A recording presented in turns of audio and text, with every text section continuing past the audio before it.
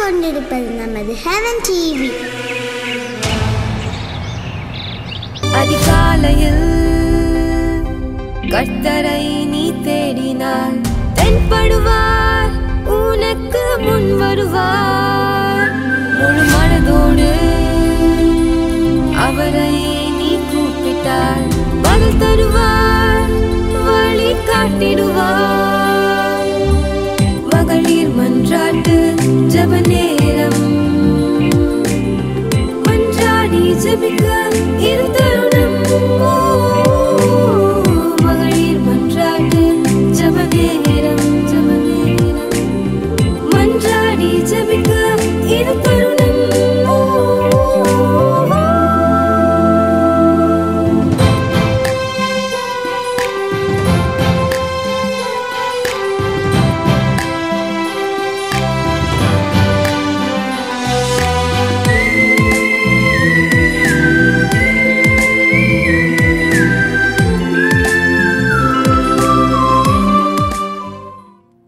கர்த்தருக்கு ஸ்தோத்திரம். இந்த அதிகாலை வேளையில் ஆண்டவருடைய பிள்ளைகளோடு சேர்ந்து ஆண்டவரை ஸ்துதிக்க ஆண்டவர் செய்த கிருபைக்காக ஆண்டவரை ஸ்தோத்திரிக்கிறேன். தகுதியற்ற என்னையும் ஆண்டவர் இந்த இடத்திலே கொண்டு வந்து உங்களோடு ஆண்டவருடைய வார்த்தைகளை பகிர்ந்து கொண்டு ஆண்டவரை போற்றி துதிக்கத்தக்கதாக இந்த நல்ல நேரத்தை ஆண்டவர் நமக்கு தந்தார் அல்லவா. இவ்வளோ சந்தோஷமான ஒரு காரியம். இந்த காலை வேளையில் அவருடைய பாதத்தில் அமர்ந்திருப்பது இந்த உலகத்தில் யாராலும் தர முடியாத ஒரு சந்தோஷம். அவருக்கு கொடாகுடி ஸ்தோத்திரங்களை செலுத்துவோம். இந்த நேரத்தில் அது ஹெவன் டிவி மூலம் ஆண்டோடைய சமூகத்தில் ஆண்டோடைய மக்களோடு பேசுவதற்காக அடியனுக்கு ஒரு நேரத்தை தந்தாரே. ஆண்டவரை எல்லாரும் சேர்ந்து ஸ்துதித்து பாடுவோமா. எவ்வளோ பெரிய ஸ்லாக்கியம், எவ்வளோ பெரிய ஸ்லாக்கியம். இந்த வீடுகளில் நம்ம அமர்ந்திருந்து அவரை நோக்கி பார்க்கத்தக்கதாக நமக்கு எவ்வளோ பெரிய ஒரு சந்தர்ப்பத்தை ஆண்டவர் நமக்கு தந்திருக்கிறார். எத்தனையோ பேர் அலைந்து திரிந்து மலைகளிலும் குகைகளிலும் தன்னுடைய தெய்வங்களை தேடி அலைந்து கொண்டிருக்கும் போது ஆண்டவருக்கு நம்முடைய அரைக்கதவை பூட்டி நம்ம ஆண்டவரை சுதிக்கத்தக்கதாக அவரை முகத்தை பார்க்கத்தக்கதாக எவ்வளோ பெரிய ஒரு சந்தோஷத்தை, எவ்வளோ பெரிய ஒரு ஸ்லாக்கியத்தை நம்ம ஆண்டவர் நமக்கு தந்திருக்கிறார். அவரை ஸ்துதிப்போமா. இந்த நேரத்தில் எத்தனையோ பேர் இந்த ஊழியத்தின் மூலம் ஆசீர்வதிக்கப்பட்டவர்கள் எத்தனையோ பேர் இருப்பீங்க. எத்தனையோ பேர் இந்த ஜெபத்தை கேட்டுக்கொண்டிருப்பாங்க. அவள் எல்லாரையும் ஆண்டவருடைய இயேசு கிறிஸ்துவின் நாமத்தினாலே வாழ்த்துகிறோம். இந்த நேரத்தில் அநேக பேர் பர்த்டே செலிப்ரேட் பண்ணுவாங்க. அவங்களுக்கு எல்லாருக்கும் ஆண்டவர் ஆயுசு நாட்களை நீட்டி தர நம்ம எல்லாரும் சேர்ந்து ஜெபிக்கணும். அது மட்டும் இல்லை, அநேக பேருக்கு வெட்டிங் ஆனிவர்சரி. ஒவ்வொரு வருஷத்தையும் ஆண்டவர் ஆசீர்வாதமாக குடும்பங்களை கட்டி கட்டி அநேக சந்ததியும் சந்தானங்களையும் பார்க்கிற ஒரு குடும்பமாக கர்த்தர் ஆசீர்வதிக்கத்தக்கதாக எல்லாரும் சேர்ந்து இந்த நேரத்தில் ஜெபிப்போமா. இந்த காலை நேரத்தை காண செய்த ஆண்டோடைய பாதப்படியில் எல்லாரும் சேர்ந்து ஒரு நிமிஷம் ஆண்டவரே உடைய பாதப்படியில் வர எங்களுக்கு கிருபை செய்திரப்பா. உண்மை ஸ்துதித்து பாடணும் அப்பா. நீர் எங்களை கைவிடாத தகப்பனப்பா. ஆனால் நாங்கள் எப்போதும் மற்றவர்களுக்கு ஒரு சமாதான காரணராக, சமாதானத்தை சொல்லுகிற பிள்ளைகளாக சுவாமி எங்களை நீ மாற்றும் அப்பா. நீர் வந்த நோக்கம் அப்பா, அந்த உலகத்திலே சமாதானத்தை மற்றவர்களுக்கு கொடுப்பதற்காக இந்த உலகத்திலே வந்தீரப்பா. உங்களுடைய பிள்ளைகளுக்கு கொடுப்பதற்காக வந்தீரே. அந்த அன்பை நாங்களும் மற்றவர்களுக்கு சொல்லத்தக்கதாக எங்களை எடுத்து பிரயோஜனப்படுத்தணும். எல்லாரும் சேர்ந்து ஒரு நிமிஷம் ஆண்டுடைய பாதப்படி இந்த அழகான பாடலை சேர்ந்து பாடுவோமா. நாங்கள் ஒருபோதும் உன்னை கைவிடுவதில்லை உரைத்த பாடல். என்ன அழகான வாசனை. அந்த பாடலை பாடும்போதே ஆண்டவரோடு நாம் பேசிக்கொண்டே இருக்க முடியும்.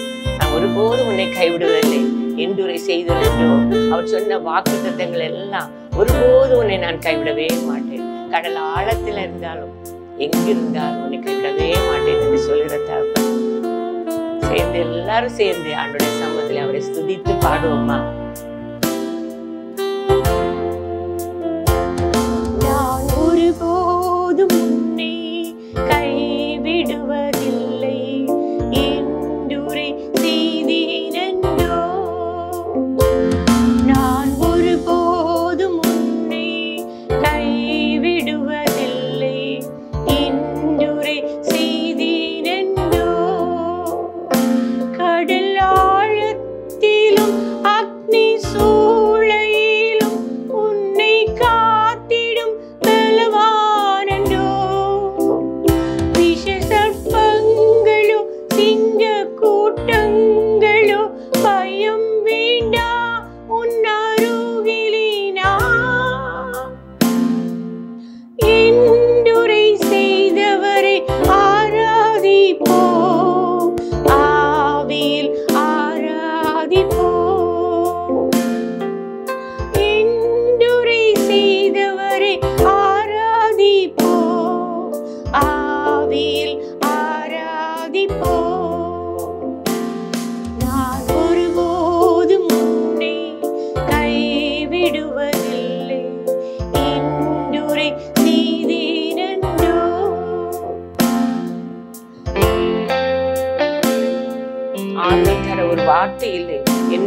வந்தாலும் பயமில்லை.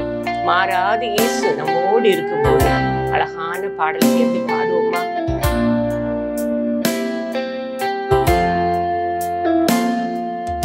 ஆறுதல் தர ஒரு வார்த்தை இல்லை, என்ன வந்தாலும் பயமே இல்லை.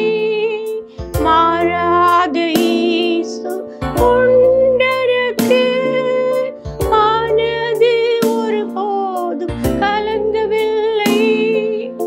ஏழை எனக்கு அடைக்கலமே, அவ புயலில் இக்கண்மலை. இன்றுரை செய்தவரை ஆராதிப்போ, ஆவியில் ஆராதனை. இன்றுரை செய்தவரை ஆராதிப்போ, ஆவியில் ஆராதனை. நான் ஒருபோதும் உன்னை கைவிடுவதில்லை, இன்றுரை செய்தேனென்றோ.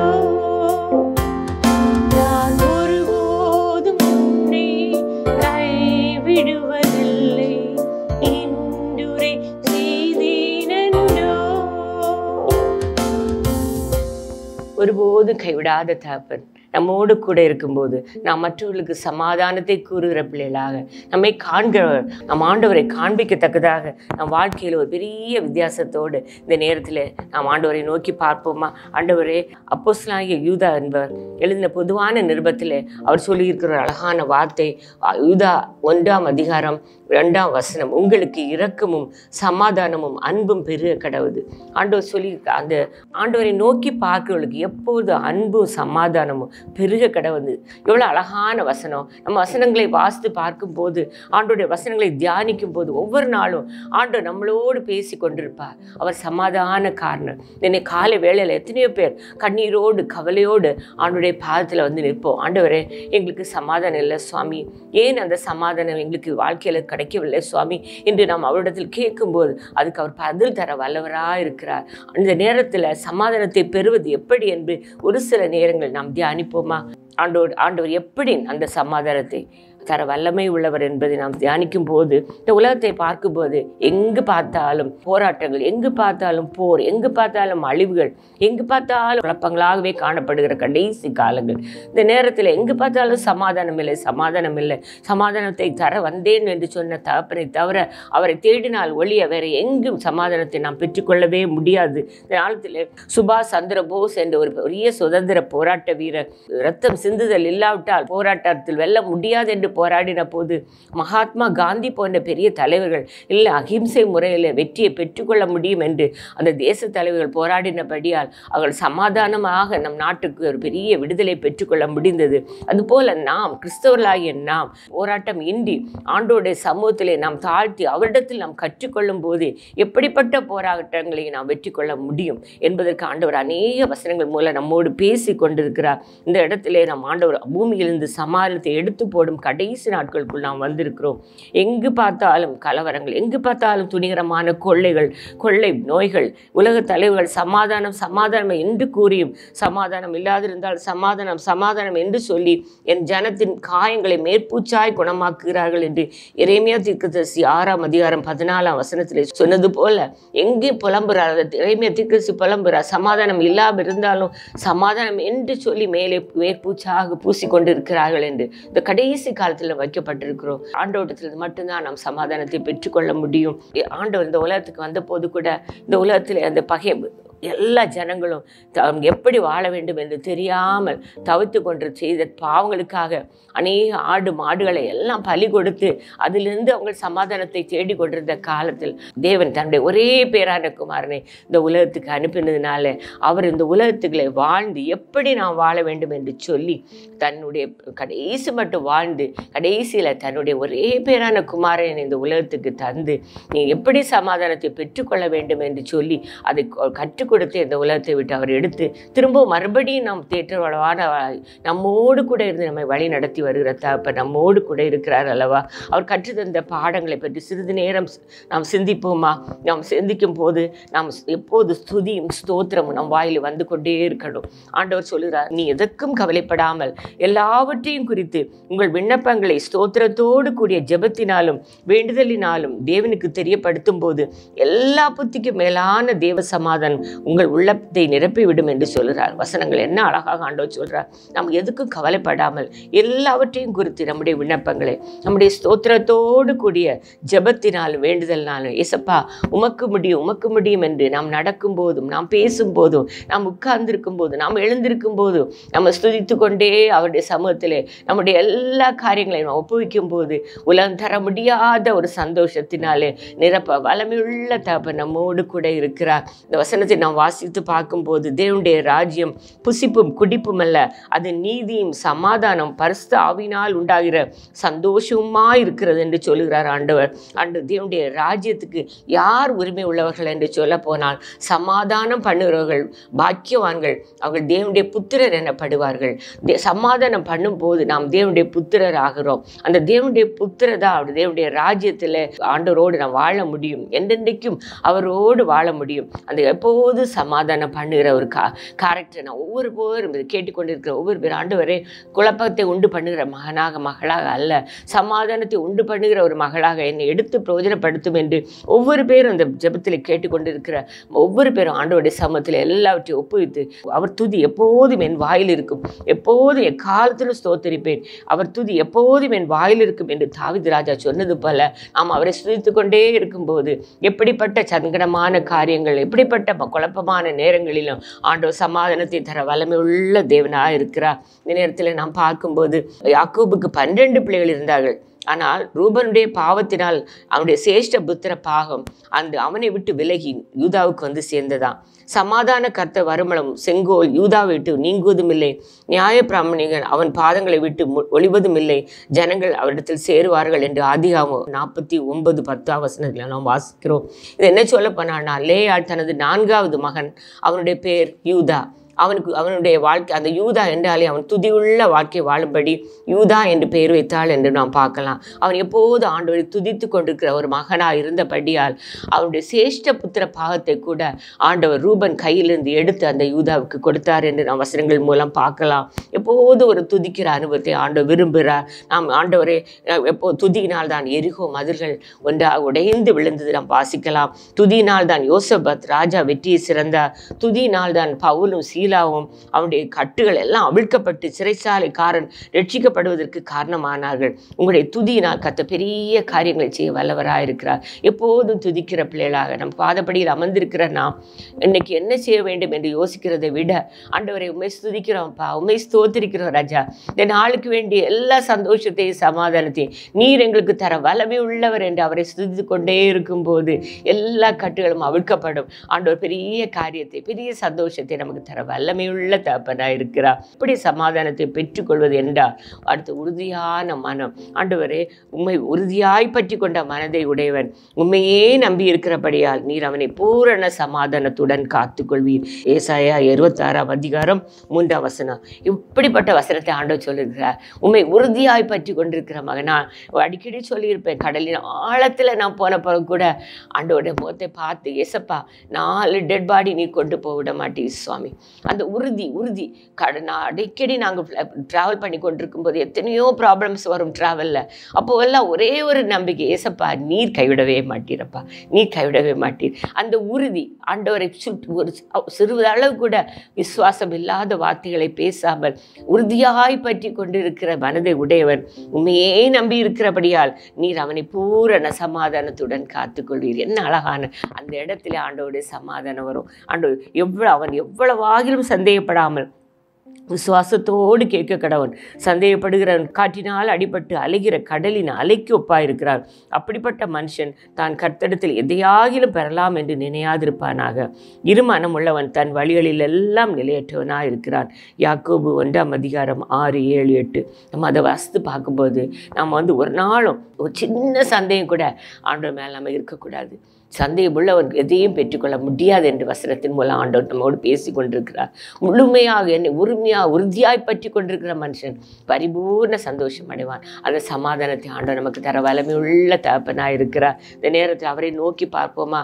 ஆண்டவரே, எங்கள் வாழ்க்கையில் முழுவதுமாக உம்மிடத்தில் நாங்கள் எங்களை ஒப்படைக்கிறோம். அப்பனே, நீர் எங்களை நடத்துவீரப்பா, நீர் எங்களோடு கூட இருப்பீர் என்று ஆண்டவரோடு நம்மளை ஒப்புவிக்கும் போது ஆண்டவர் நம்மை வழி நடத்த வல்லமையுள்ள தகப்பனாக இருக்கிறார். அந்த நேரத்தில் நம்ம யோசித்து பார்ப்போம். அந்த சென்ட் தாமஸ் என்பவர் அந்த என்ன செய்கிறாரு, கடைசி நேரத்தில் கூட அவர் என்ன செய்கிறாரு, நான் உன்னை தொட்டு பார்க்கட்டான நம்பிக்கை இல்லாத வார்த்தையில் பேசுகிறாரு. அப்படிப்பட்ட வார்த்தையில் ஆண்டவர் விரும்பலை. ஆண்டவர் விரும்புகிறது அவரை முழுமையாக நம்ப வேண்டும் என்று. முழுமையாக சுவாமி, இந்த காரியத்தில் நாங்கள் அப்ளை பண்ணியிருக்கிறோம்ப்பா, என்னுடைய பிள்ளைகளுடைய திருமண காரியத்தில் நாங்கள் ஒப்புவித்திருக்கிறோம்ப்பா, எங்களுடைய காரியங்கள் எல்லாவற்றையும் உம்மிடத்தில் ஒப்புவித்திருக்கோம்ப்பா, நீர் அதை பார்த்து கொள்வீர் என்ற ஒரு விசுவாசத்தோடு ஆபிரகாம் இந்த ஈசாக்கை பலியிட மலைக்கு கொண்டு சென்ற போது எத்தனையோ கேள்விகள் அவன் மனதில் எழும்பிக்கொண்டே இருக்கும். அவன் மகன் கேட்கிறார், அப்படி எல்லாரும் கேட்குறாங்க, விறகுகள் எங்கே எல்லாம் கேட்குறாங்க, ஆட்டுக்குட்டி எங்கேன்னு கேட்குறாங்க. ஆனால் கர்த்தருடைய பர்வதத்தில் பார்த்து கொள்ளப்படும் என்று சிறிதளவு கூட சந்தேகம் இல்லாமல் அவன் சொன்னதை ஆண்டவர் கவனித்து கொண்டே இருந்தார். இதை கேட்டுக்கொண்டிருக்கிற ஒவ்வொரு பேரும் ஒரு சிறிதளவு கூட சந்தேகம் இல்லாமல் அவரிடத்தில் கேட்டுக்கொண்டே இருக்கும்போது ஆண்டவர் சமாதானத்தின் தேவன் அதில் எந்த காரியமானால் அதை வெற்றியாய் முடித்து நமக்கு சமாதானத்தை தர வல்லமையுள்ள தகப்பனாய் இருக்கிறார். அதுபோல் சாந்த குணமுள்ளவர்கள் பூமியை சுதந்திரித்துக் கொள்வார்கள் என்று அழகான வசனத்தை ஆண்டவர் சொல்கிறார்கள். சாந்த குணமுள்ளவர்கள் பூமியை சுதந்திரித்து மிகுந்த சமாதானத்தினால் மனமகிழ்ச்சியாக இருப்பார்கள். சங்கீதம் 37:11 இவ்வளோ அழகாக ஆண்டவர் சொல்ல. யாருக்கெல்லாம் சமாதானம்? துதி ஸ்தோத்திரம் எப்போது சொல்லி கொண்டிருக்கிற மக்களுக்கு சமாதானம். எப்போது ஆண்டவர் விரும்புகிறது அதெல்லாம். அதுபோல் சாந்த குணம் ஆண்டவர் விரும்புகிறது. அன்னை தெரேசா போன்ற பெரிய ஆண்டோடைய பிள்ளைகளுடைய வாழ்க்கையை நம்ம யோசித்து கொண்டிருக்கும் போது பெரிய மிஷனரிஸ் எல்லாவற்றையும் இழந்தாலும், எல்லாவற்றையும் தன்னுடைய மகன், தன்னுடைய மகள், தன்னுடைய கணவர் எல்லாம் எரிக்கி கொடுத்தாலும் அந்த நேரத்தில் கூட அவர்கள் சாந்த குணமுள்ளவர்களாக, ஜஸ்ட் லைக் ஜீசஸ், நம்ம ஆண்டோடைய போல அந்த ரோல் மாடலை நாம் பிடித்து கொண்டு அந்த சாந்த குணமுள்ளவர்களாக நம்ம ஆளும் போது ஆண்டவர் அந்த இடத்துல மகிமைப்படுவார். ஆண்டவருடைய நாமும் மகிமைப்படுவோம். ஆண்டவர் உலகம் தர முடியாத சமாதானத்தினால நம்மை நிரப்புவார் என்பதற்கு எந்த விதமான சந்தேகம் இல்லை. தெருவிலே ஆண்டு போகிற எல்லாராலும் கைவிடப்பட்ட நாய்கள் நக்கி படுக்கக்கூட இடமில்லாத மக்களை, தெருவில் ஓரத்தில் படுத்து கொண்டிருக்கிற மக்களை தூக்கி தன்னுடைய ஆசிரமத்தில் கொண்டு சென்று அவருக்கு ஆண்டவருடைய அன்பை காட்டி அந்த அன்பை சொல்லி கொடுத்து அந்த நிலையான ராஜ்யத்துக்கு அனுப்பின அன்னை தெரேசாவை ஒரு நிமிஷம் யோசித்து பாருங்க. அதுபோல் நல்ல குணங்களை நம் வாழ்க்கையிலே நாம் உருவாக்கும் போது ஆண்டவர் அந்த சமாதானத்தை நாம் தருவார். அந்த உலகம் தர முடியாத சமாதானத்தை ஆண்டவர் தர வல்லமையுள்ள தகப்பனாக இருக்கிறார். அதுபோல் தேவனுடைய நீதி, கிருபையும் சத்தியமும் ஒன்று சந்திக்கும், நீதியும் சமாதானமும் ஒன்று முத்தம் செய்யும். என்ன அழகான வசனங்கள்! நாம் எப்போதும் நீதி உள்ள ஒரு மக்களாக இருக்கும்போது எப்படி சாந்த குலமுள்ளவர்களுக்கு ஒரு சமாதானம் இருக்குதோ அதுபோல் நீதி உள்ளவர்களுக்கு ஆண்டவர் சமாதானத்தை தர வல்லமை உள்ளவராக இருக்கிறார். சிலர் தன்னுடைய படுக்கையில் பொல்லாங்கானதை நினைக்கிறார்கள் என்று வசனங்கள் வாசிக்கிறோம். அடுத்தவனை பற்றி, அடுத்த குடும்பத்தை பற்றி, மற்றவர்களை பற்றி தீங்கு நினைக்கிறவர்கள் அநேக பேர் இந்த உலகத்தில் எழும்பி கொண்டு இருக்கும் போது ஆண்டோடைய பிள்ளைகளாகிய நாம் எப்போதும் ஆண்டோடைய தேவனுடைய நீதி என் வாழ்க்கையில் விளங்கணும்ப்பா. பெரியவரோ சிறியவனோ யாராக இருந்தாலும் ஒருவரை ஒன்றாக நேசிக்கிற ஒரு குணத்தை தாரும் அப்பனே. நீதி உள்ள ஒரு வாழ்க்கை வாழும் போது கர்த்தாவே, உம்மை போல எல்லாரையும் நேசிக்கிற ஒரு வாழ்க்கை யாராக இருந்தாலும் நீ உலகத்தையே படைத்த தகப்பன். ஆனால் அந்த மாட்டு தொழுவில் அப்பா ஒரு படுக்க கூட இடம் இல்லாத அந்த மாட்டு தொழுவில் அந்த படுத்து பிறந்த அந்த ஆண்டவரை நம்ம நினைத்து பார்க்கும்போது நாம் யார் ஒன்றுமே இல்லை, நாம் தூசிகள். அந்த தூசிகளாக நம்மளை ஆண்டவர் இந்த நாளில் ஆசீர்வதித்து வழி நடத்தி வருகிறார். அந்த நீதி விளங்கத்தக்கதாக தேவ நீதி நம் வாழ்க்கையில் காணப்படணும். எந்த அரசாங்க வேலையில் இருந்தாலும், எந்த ஒரு அரசாங்க அதிகாரியாக இருந்தாலும், ஒரு சின்ன கடை வைத்திருந்தாலும் நம் வாழ்க்கை மற்றவர்களுக்கு பிரயோஜனமாக இருக்கணும். நம்மை பார்க்கிறோம், ஆண்டவரை பார்க்கணும். போது தான் நம் வாழ்க்கையில் ஒரு பெரிய சமாதானத்தை நாம் பெற்றுக்கொள்ள முடியும். மற்றவர்களுக்கு சமாதானத்தை கொடுக்கிற ஒரு பிள்ளைகளாக நாம் வாழ வேண்டும். அதுபோல் எப்போது நன்மை செய்யணும். முன்பு ஆண்டவர் அழகான வசனம் ரோமர் 2:10 வாசிக்கலாம். முன்பு யூதரிலும் பின்பு கிரேக்கரிலும் எவன் நன்மை செய்கிறானோ அவனுக்கு மகிமையும் கனமும் சமாதானமும் உண்டாகும். எப்போது நன்மை செய்தால் மேன்மை இல்லையோ, நீ நன்மை செய்யாதிருந்தால் பாவம் உன் வாசற்படியில் படுத்திருக்கும். கர்த்தர் சொல்றது எப்படின்னா, எப்போது நன்மை செய்ய நாடுங்கள். எப்போது நன்மை செய்ய நாடி பார்ப்போம். ஒரு நாளைக்கு ஒரு நன்மையாக நம்ம வாழ்க்கையில் செய்யும்போது அன்னைக்கு நைட்டில் சந்தோஷமாக தூங்க முடியும்.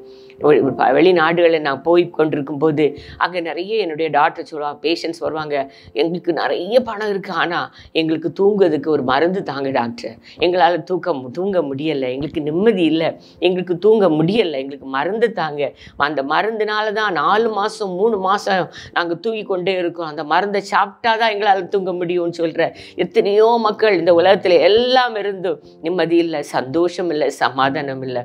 ஆனால் நாம் நன்மை செய்யும் போது நம்மை விட எத்தனையோ பேர் கஷ்டமான சூழ்நிலையில் எல்லாவற்றையும் இழந்து உங்களிடத்தில் வரும்போது, என்னிடத்தில் வரும்போது அவர்களை காணாத போல் நாம் போகவே கூடாது, காணாத போல் போகவே கூடாது. அவர்களுக்காக நாம் என்ன செய்ய வேண்டும் என்று ஒரு நிமிஷம் ஆண்டவர் நமக்காக தம்மை எல்லாவற்றையும் துறந்து இந்த உலகத்தில் வந்தது நம்மை தூக்கி நிறுத்துவதற்காக. அந்த அன்பை நினைத்தா நாம் மற்றவர்களுக்கு நன்மை செய்கிறவர்களாக இருப்போம். அந்த நன்மை செய்கிற ஒரு குணத்தை நாம் கல்டிவேட் பண்ணும் போது அது எப்போது ஒரு சமாதானம் இருக்கும், எப்போது ஒரு சமாதானம்.